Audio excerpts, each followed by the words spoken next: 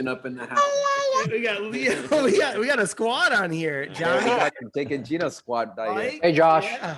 What's up, guys? How we doing? Hi, guys. What's up, Josh? All Hello, right, guys. everybody. Since we have a lot more people than before, now I'm gonna have another screenshot, but it's gonna have to twice because it's more than 25 people. So hold on with me, okay? I'm gonna do the first one. My boy. 3, 2, 1, smile. And I'm going to the second one. Hold on to it. 3, 2, 1, smile. All right, there you go. Hi. So I Nico, would have put the Christmas tree. I held up the Christmas tree. Nico, I told Josh he's here for the week of Christmas. So I'm like, I have a call tonight. So I figured let me bring Josh on because we have two different perspectives. So any questions you guys get, we can both give you our perspectives on anything that you guys ask us. I think that's yes. great. That's great. All right, so Nico, who do we have tonight? Well, apparently we got two peeps in the house. So now if you don't know Mr. Gino Barbaro, you are about to get hit with a ton of bricks. This guy, Gino, is the man. I'm going to call him tonight the multifamily magician. This guy has built a huge career in education company off multifamily. He's the guy he's a best-selling author, father of 6. This guy's a life coach, a mindset coach, a good friend, previous or prior restaurant owner. I don't want to say anymore. I think it's a sore point with him, a friend and a mentor. Mr. Gino Barbaro, welcome to our meetup.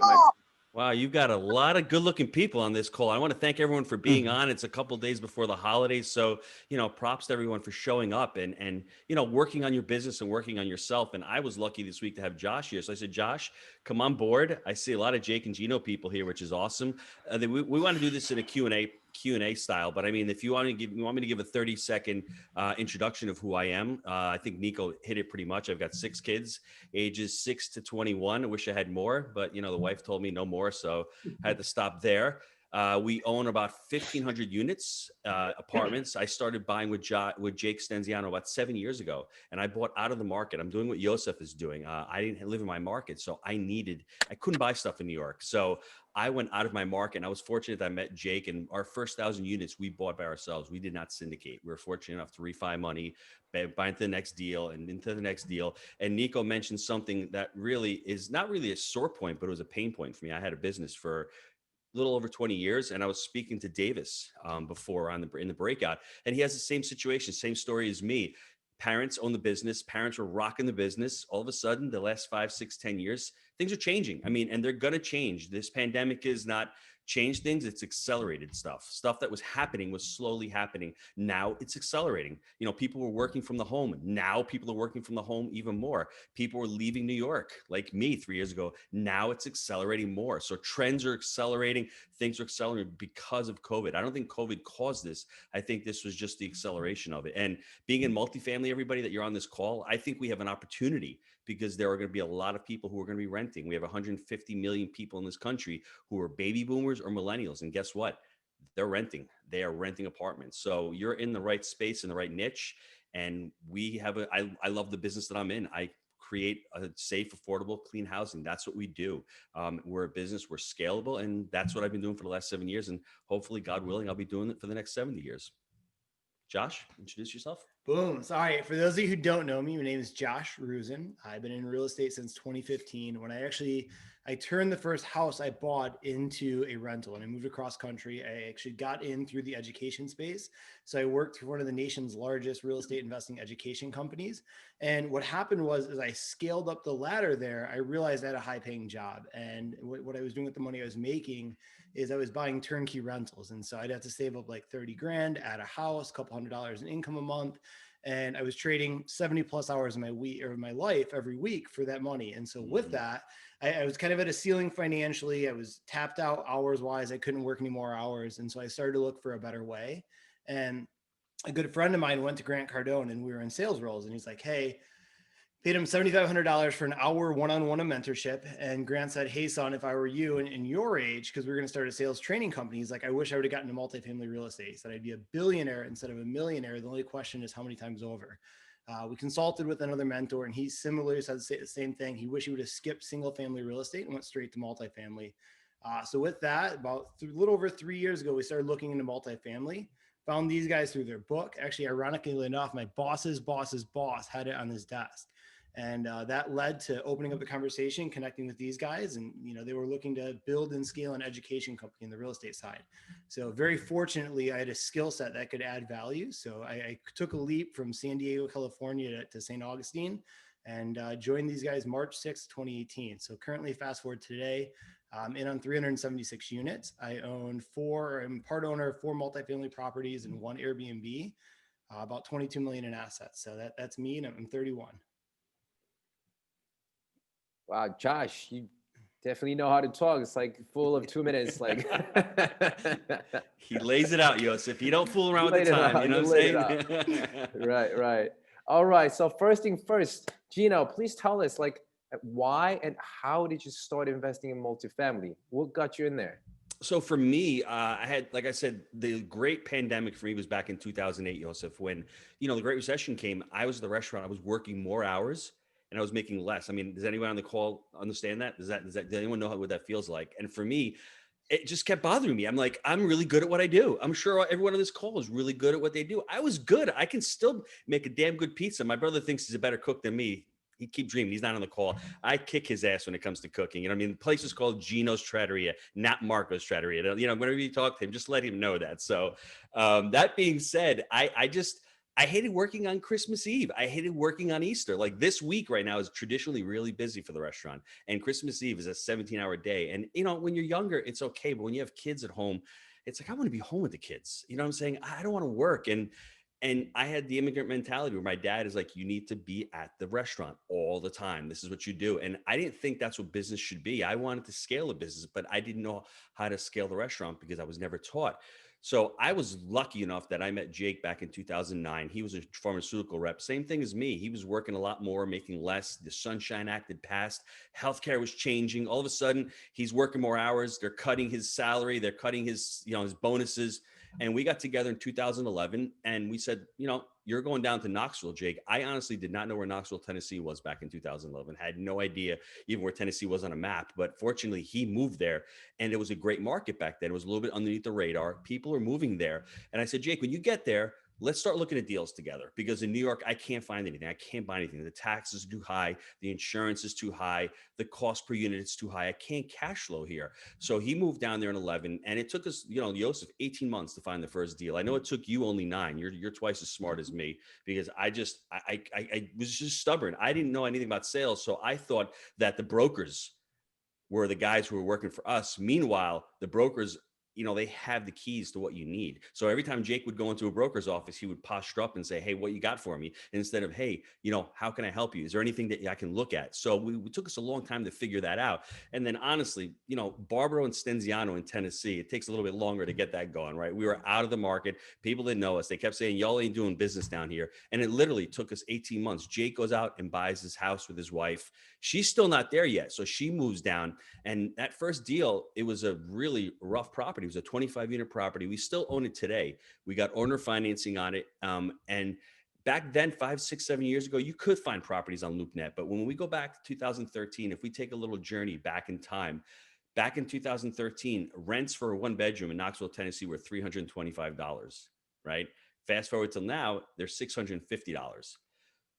Rent, and you look at GDP, I'm going back in my mind, gross domestic product back then was 1%. We were still in a recession. I mean, it was really a risky time to invest money. There was no money to invest. There was no consumer sentiment back then.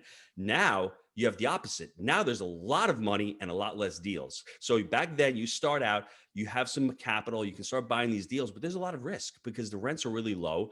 Job market back then, even 13 was terrible. So, the point that I'm trying to make is we can all make excuses on this call and say, right now, there's no deals out there, right?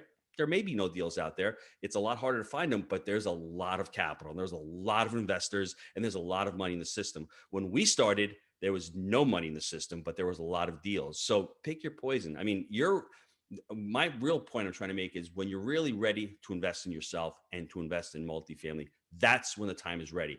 It doesn't matter what part of the market cycle, it's only time when you're ready. So for me, took us 18 months, bought the 25 units. Then something happens when you do that, Yosef. The same thing's happening to you. All of a sudden, and I see Joe Sullivan's on the call too. All of a sudden, You close that first deal, you get a little bit of momentum. Brokers start calling you back. They start taking you seriously, right?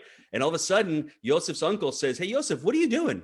Well, Unc, I'm investing in multifamily. You want a piece of this? And then all of a sudden, people start talking to you and they start taking you seriously. And there's more investors, opting in. There's more people talking about it, and there's more deal flow. So from that first deal, 3 months later, we closed the 36 unit, and then 6 months after that, we closed 136 units. So within the first year, we had 200 units, and I had that great conversation with my mother, saying, Mom, I'm leaving the restaurant in about 6 to 12 months, and that was like one of the best conversations that I ever had in my life. Finally saying, it took me 4 years to do it, right? It didn't happen overnight, but knowing the why, planning it out, figuring out the numbers and doing all that, it was a great feeling. But, starting out and getting that momentum of closing the first deal, having the proof of concept was all the difference for me. You want to add anything to that?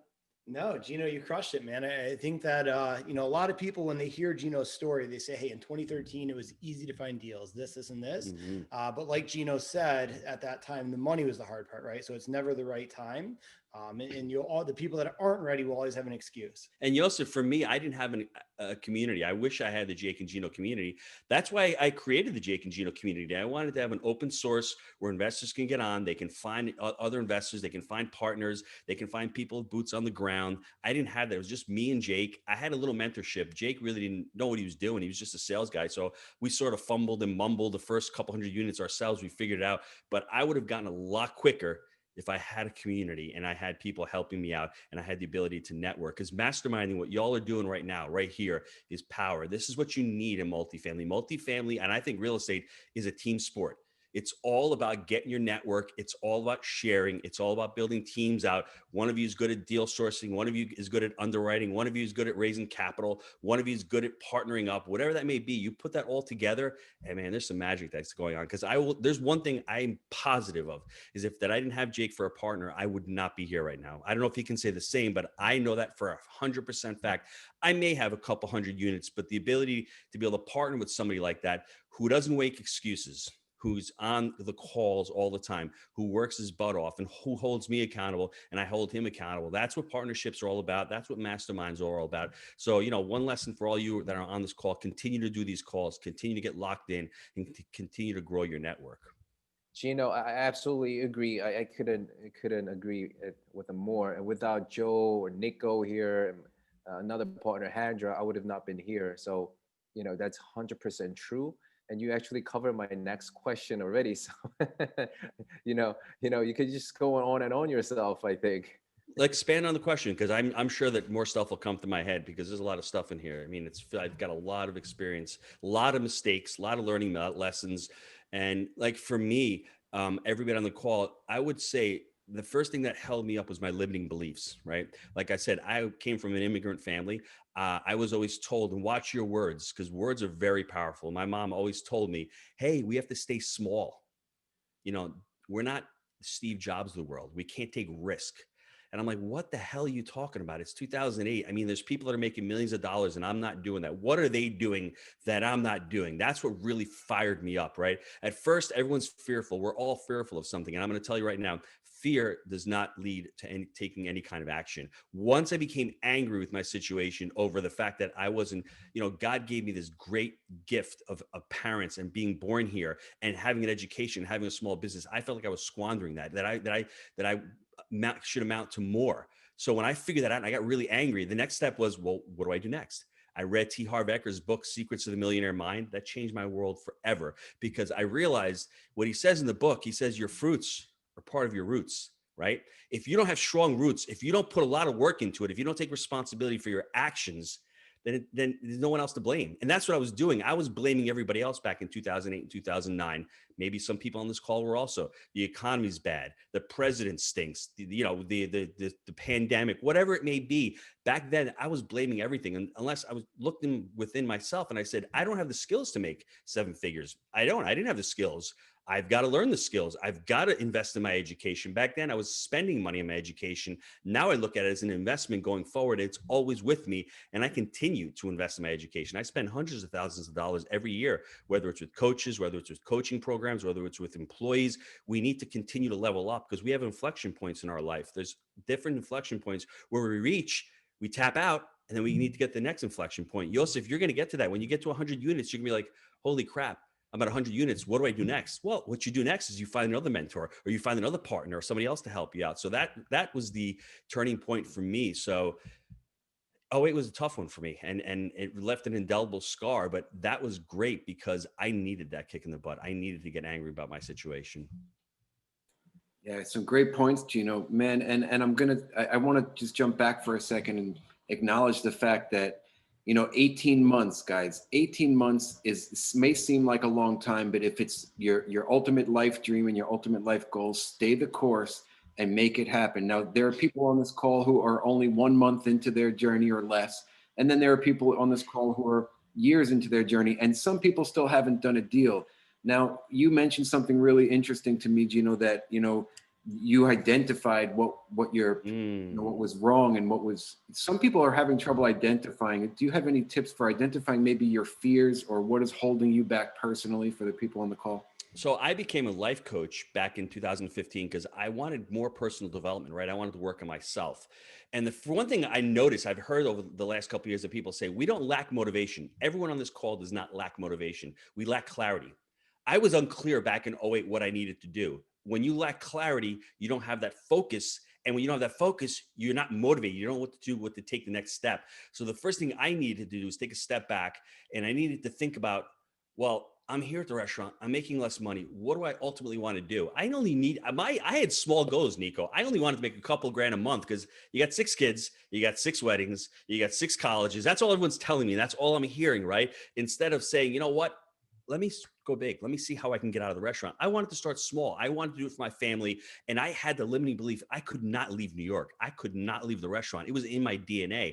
Once I started going into coaching school and I started to think about my big why, once I focused on what my why was, I can figure out, well, this is my how. And ultimately, one of my whys was really to be able to give back, to be able to start the Jake and Gino community, to be able to be more charitable, either whether it's my time or my money. And charity and time trumps money any day of the week. So I've done hundreds of hours of calls with students for free. Even before I started Jake and Gino, that was my passion. I love to do that. I love to give back, but I can't do that when I'm working at the restaurant, right? So that was one of my big whys. And then ultimately, the other one was I wanted financial freedom. I didn't want to worry about spending $5 grand for freaking a dental bill and having to worry about, crap, where's that money coming from?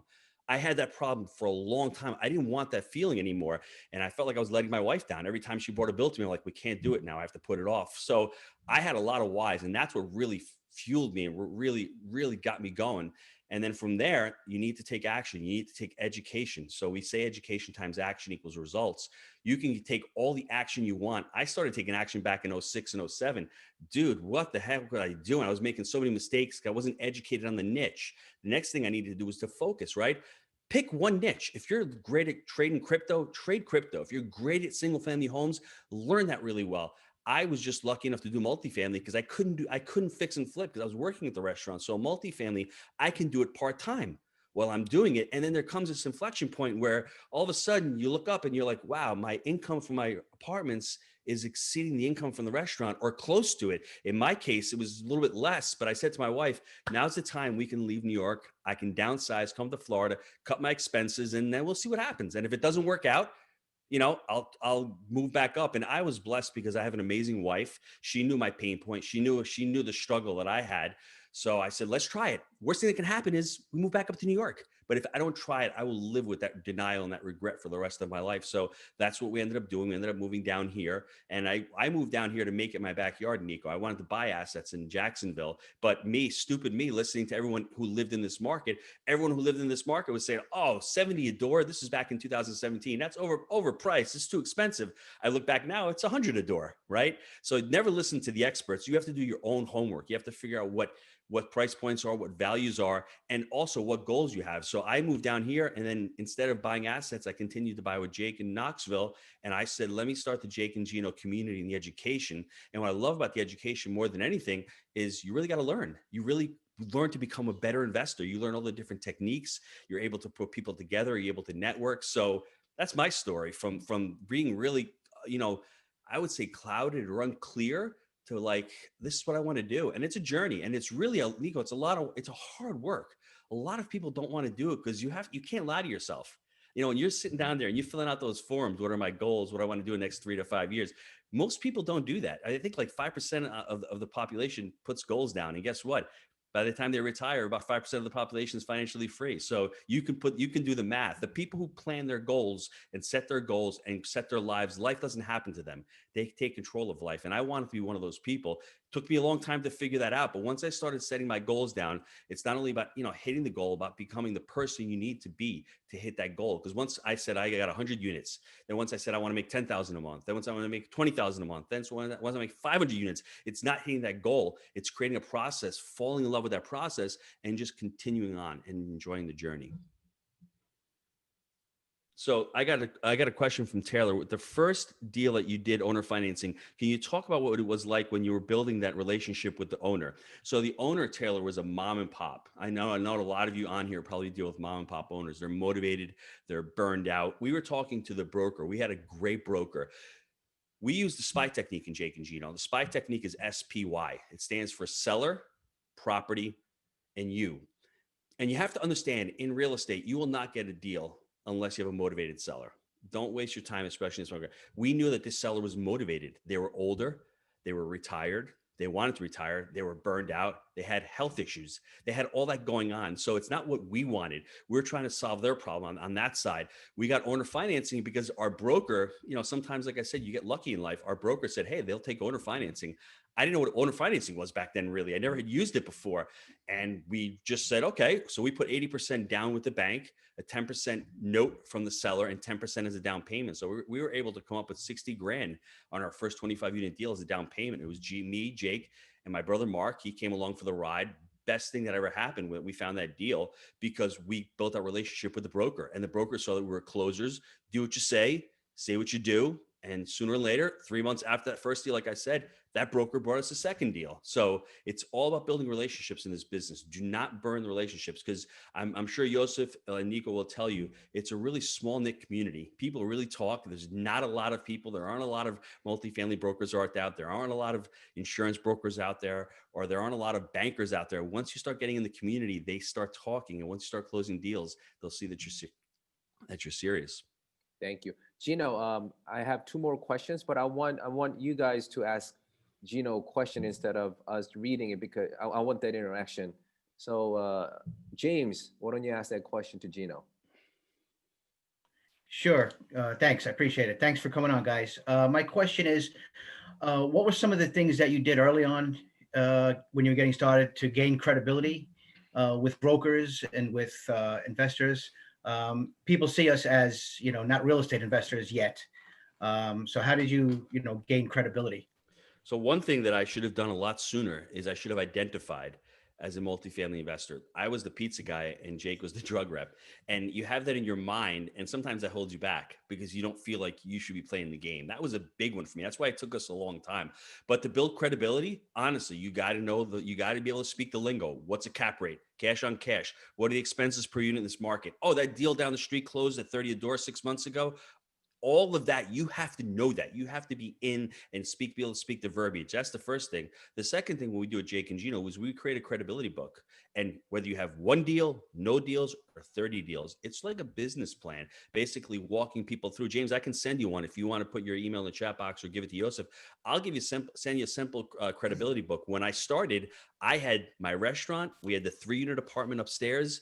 We had a little laundromat building, and I had a couple of duplexes in Rochester. But I was prepared. When a broker saw that, they're like, wow, this guy's prepared and ready to go. And the other thing I would say, James, when a broker sends a deal over to you or you speak to a broker, make sure you put that information somewhere. And if you're underwriting a deal with the broker, you get that deal over same day. A lot of competition. Do what you say and say what you do. Try to build rapport. And don't only call a broker just to chat with them about deals.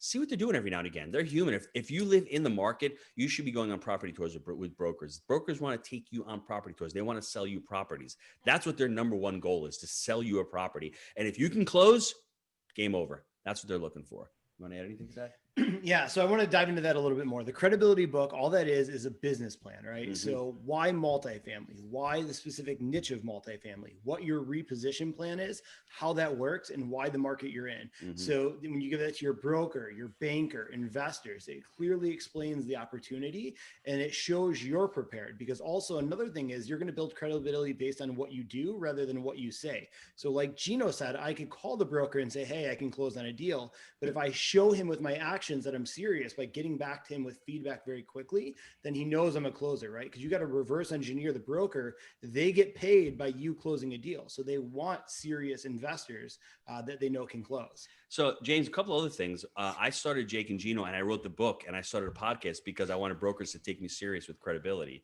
We have Nicole Pendergrass on the call. I see Nicole there. Do what Nicole's doing. Get out there, shoot videos, make yourself out there. Same thing with Nico. Share the one pager, start sharing resources, start helping people. If you can all adopt the seek to serve mentality instead of the, give to get.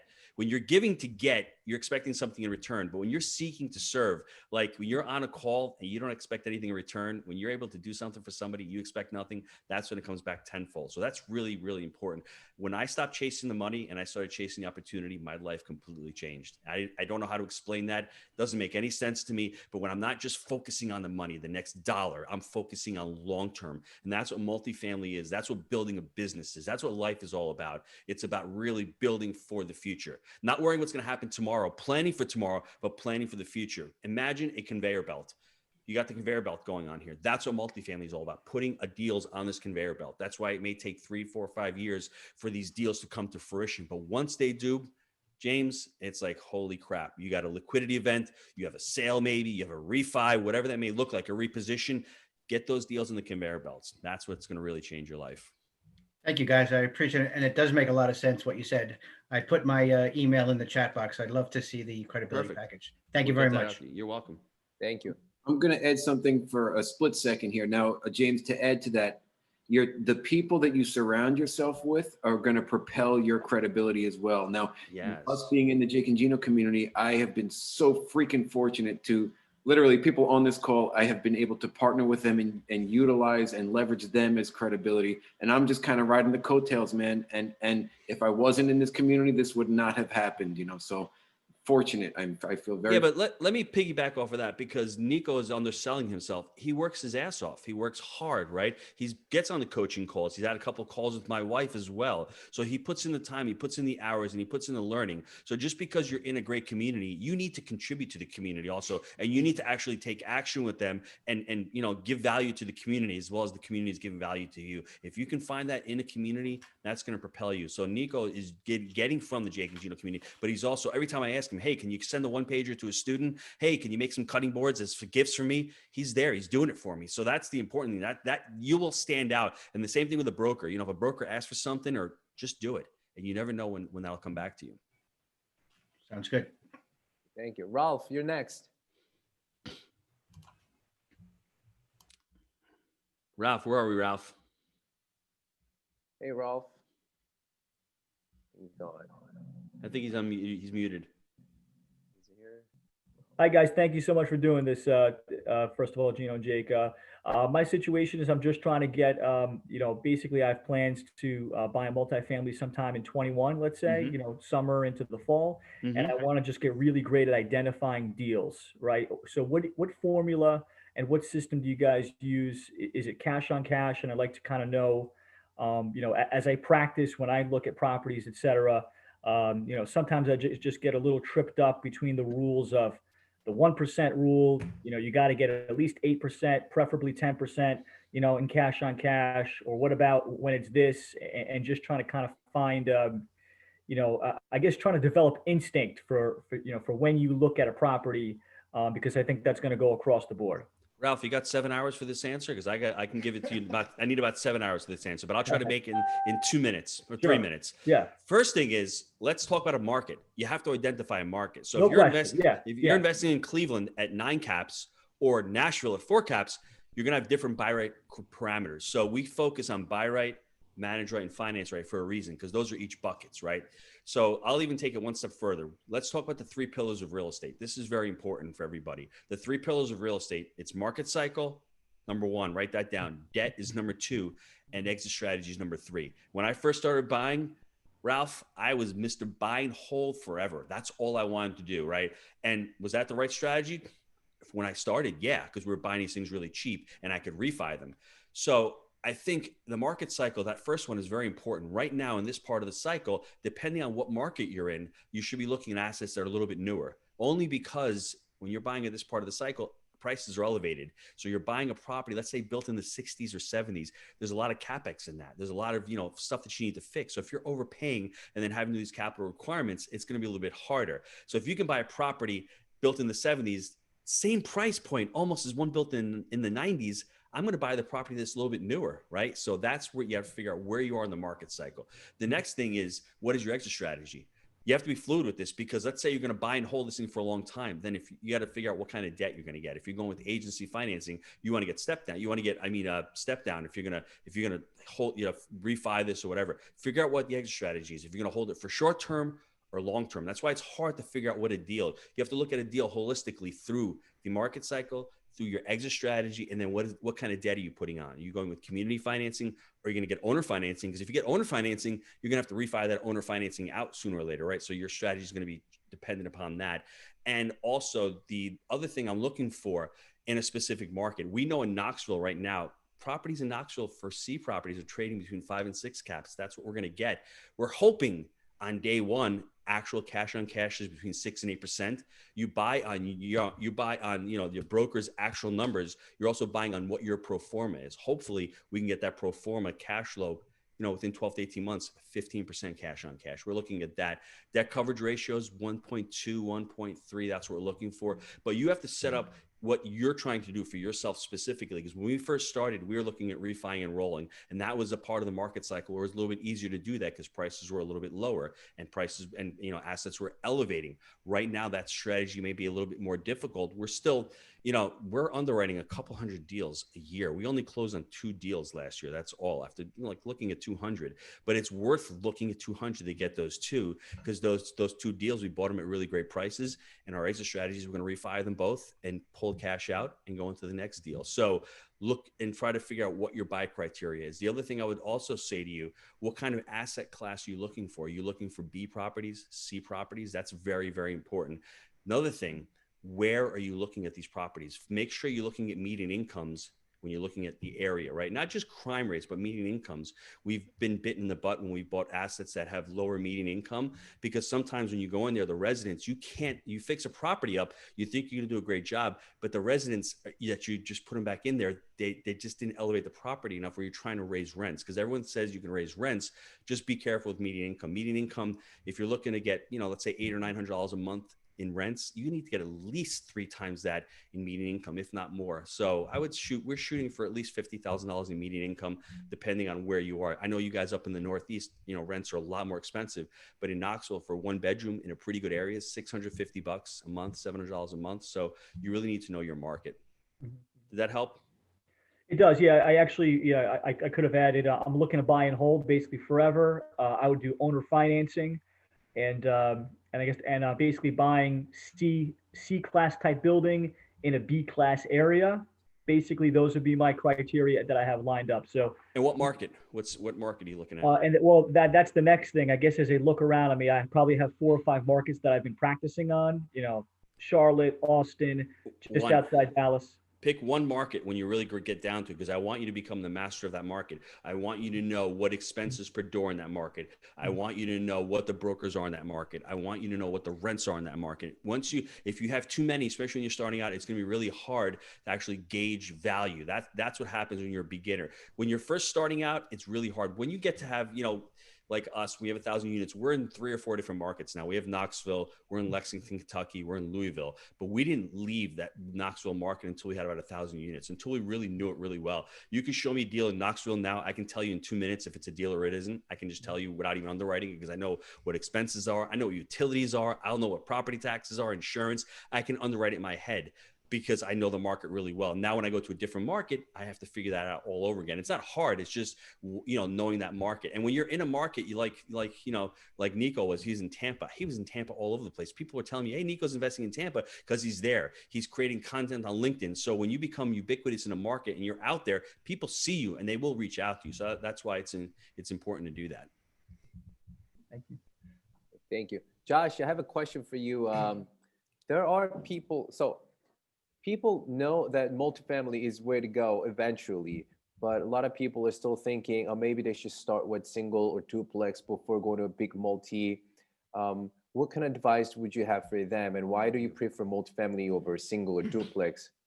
Yeah, that's great. So my question would be, why not go straight to multifamily, right? If that is the end game, why waste time going somewhere else?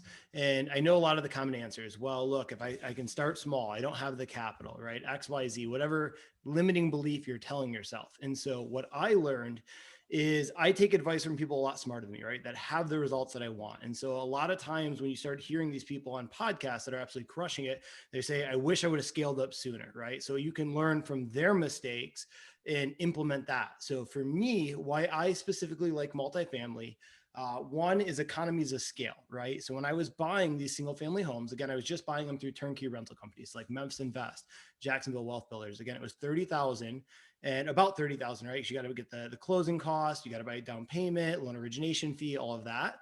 And it would add a couple $100 in income to my portfolio. So what would happen is when a tenant would move, all of a sudden I'm covering 100% of the mortgage. Mm-hmm. And then not only that, but when they would move a new tenant in, depending on the market, they'd either take half or all of that first month's rent. So I would get these pro formas of very low double-digit cash on cash returns. And I was getting in at the end of the year, I'd look at my actuals and I'm like, holy crap, I'm high single digits. Something's not adding up. And then I looked at my life and I was making a good income. However, it would have been another decade before I became financially free with that model. So I said, is there a way to get there quicker? And to me, a decade of working 70 plus hours a week in a high stress, high pressure job, I was scared I was going to spontaneously combust, in all honesty. So I realized there had to be a different way. So again, now let's talk multifamily, right? You can buy a deal and let's say it's a 10 unit, right? Someone starts small. Let's say 2 tenants move out. We still have 80% occupancy. That thing can probably still cover the mortgage. So you have more buildings or more apartments under one roof, right? So let's say I have 10 homes in one area. That's 10 different roofs I have to replace every so often, right? And then as you scale up even bigger, 50, 100 units, you can at this point get on-site maintenance. You can get a full-time leasing agent. The tax benefits of multifamily are a lot stronger as well. So in single family, I would get straight line depreciation, which I take the value of the building divided by 27 and a half years. So there's a good benefit with that. With multifamily, I have the ability to use cost segregation, which it really accelerates that depreciation. And then with the 2017 Jobs Act, I'm able to take all of that year one. And so that really, really helps on my taxes too, right? So it's not about just what you make, it's about what you keep. Also, if you look at it, we are becoming a renter nation. So more and more the baby boomers, the millennials, they're not buying homes. They're stacked up with debt. And it's the debt and the ability to force appreciation are much better in multifamily too. Taylor, I'm sorry, Joseph, one of the things that I think is important is that single families, you can scale up, but once you get to 8, 9, 10, 11 of the single families and they're spread around, it's really hard to manage them because they're all different. Where's the air conditioning units? Where's the hot water heaters? Oh, the grass is different here. Oh, that's got a pitch roof. That's got a gable roof.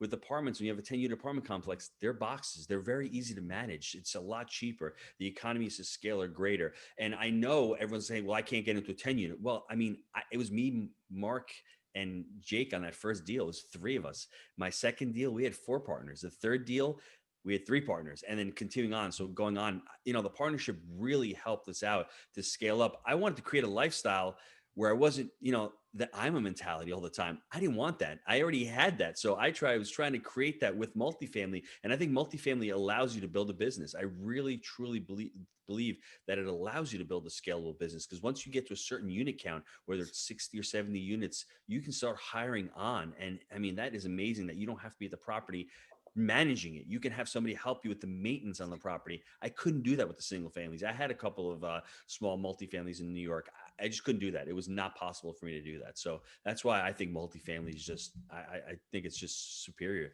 in that respect. All great points. Thank you very much. Awesome, guys. I know that there are a few people in particular on this call that could benefit from my next question. Let's let's assume that I'm new to the game and I've been educating. I've been doing all the proper steps, and I'm trying to find my place on a team. But I don't have much to offer in finances, in money, in capital, and I don't have much to offer in experience. How do you think I would fit in on a team in that event? I'm gonna let Josh answer that because you're teeing up Josh to a T right there. That was Josh when he first started out, right? All right. So 5 years ago, I was dead broke. I got to tell you this. I literally lived at my parents' house. I tried opening a business and I didn't really know the difference between activity and accomplishment.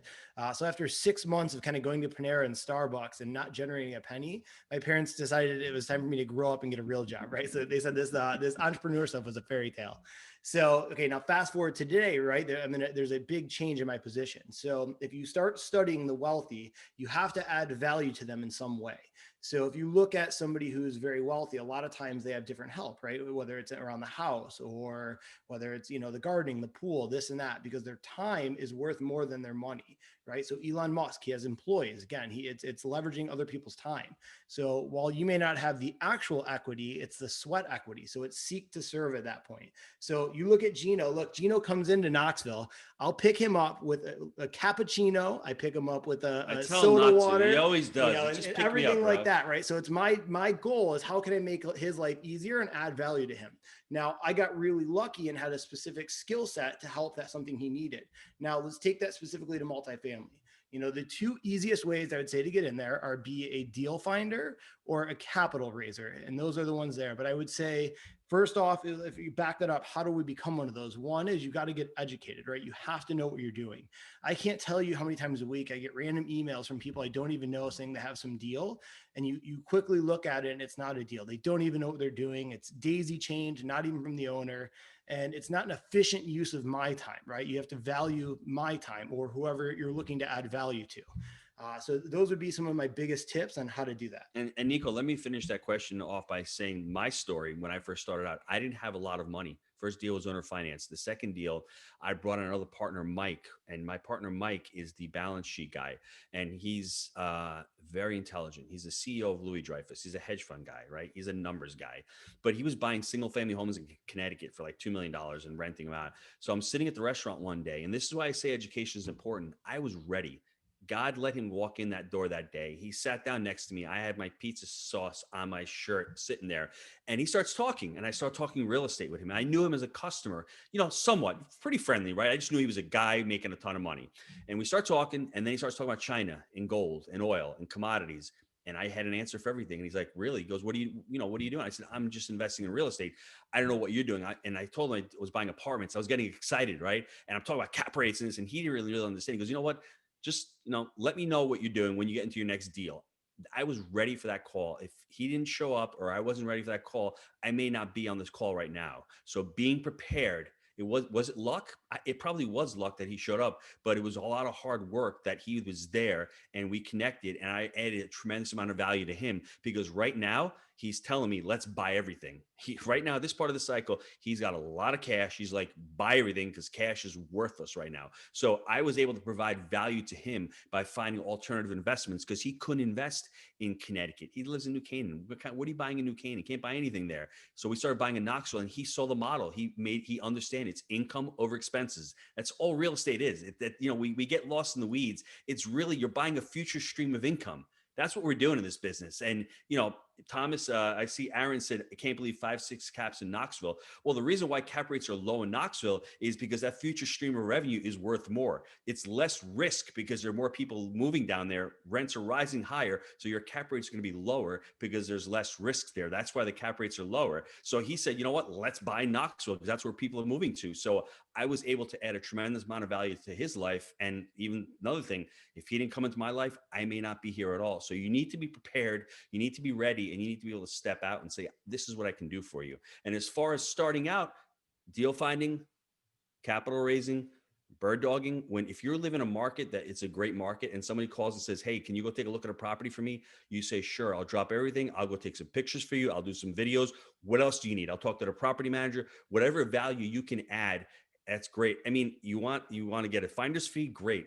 whatever that looks like. I don't even focus on that. Just building the relationship and learning. That's what I think it's all about when you're starting out.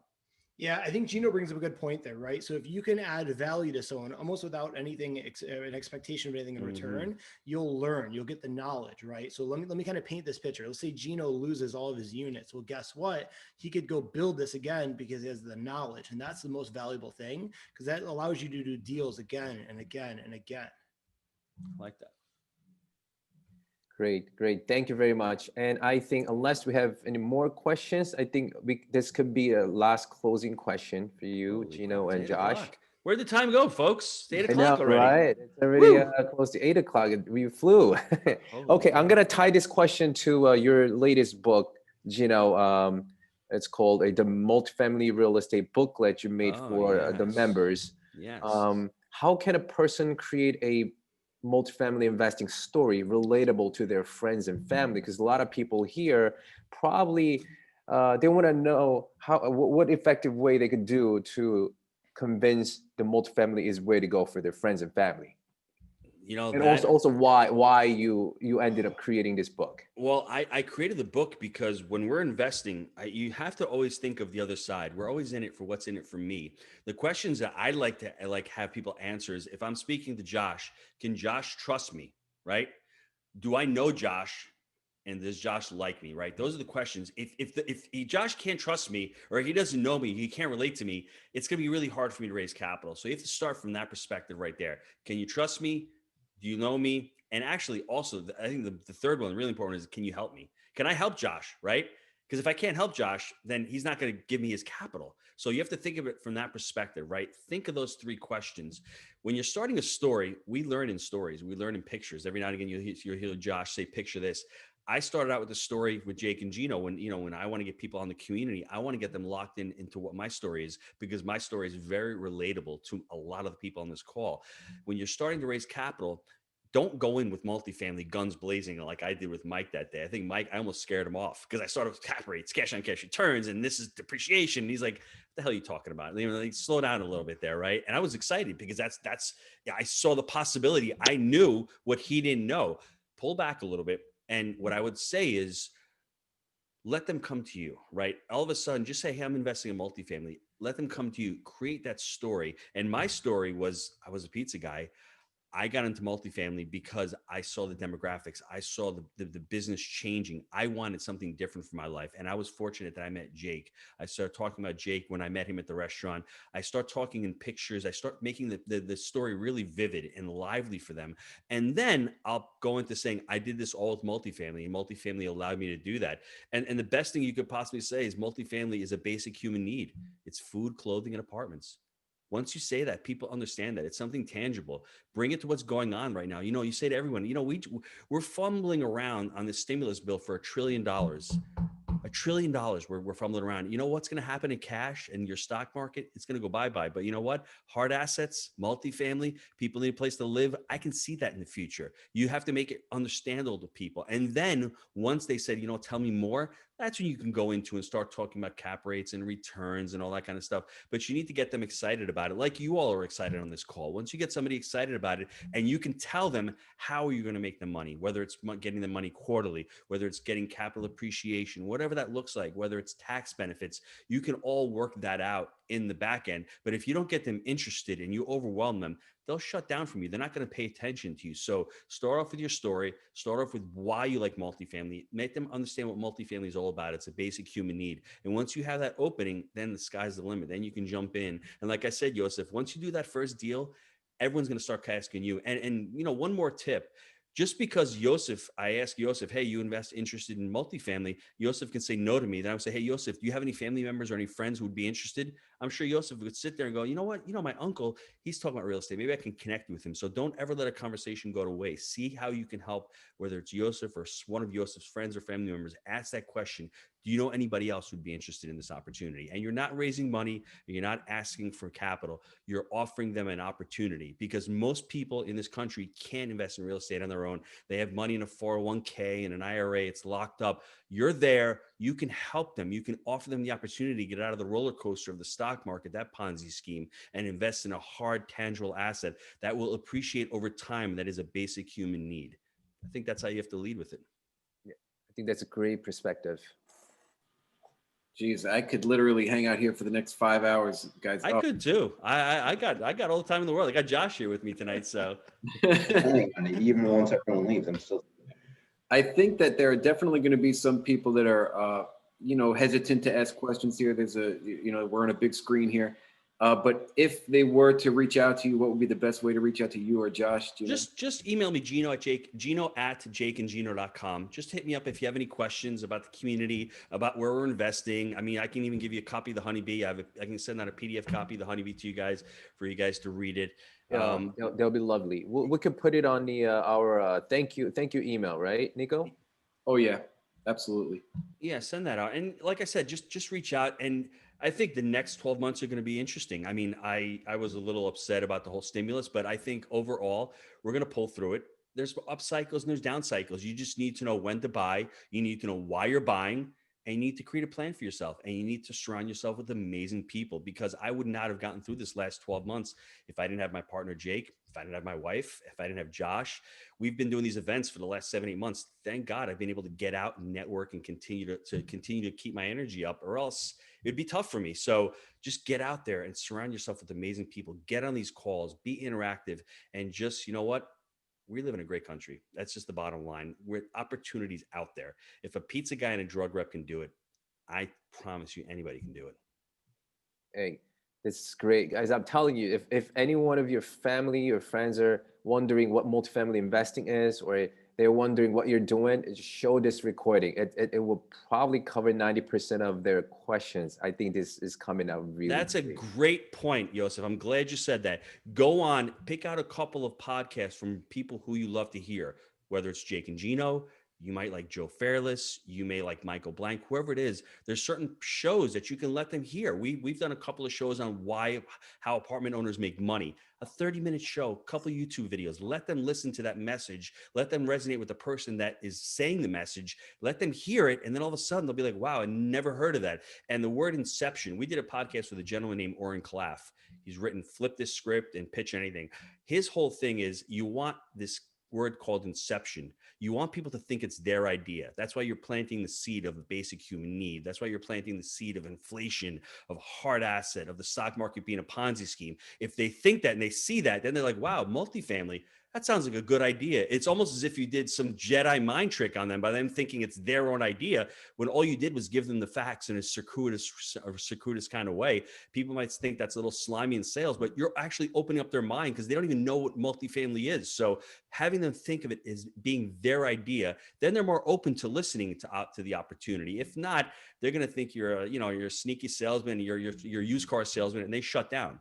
It's the neocortex and the croc brain. I would listen to that podcast. We did one with Oren Klaff. It was amazing, and because he raises millions of dollars in capital. So that's where I got the idea of the story and the idea of being able to offer the opportunity in a way for people to understand it. Great. All right. Thank you everyone for joining tonight. And we learned a ton of stuff, ton of golden nuggets today from Gino and Josh. Thank you very much, Gino and Josh, for coming. Merry Christmas, everybody. Happy holidays and Happy New Year. And any questions, Gino at jakeandgino.com. Take care. All right, Merry Christmas. Thank you. Merry Christmas, everyone.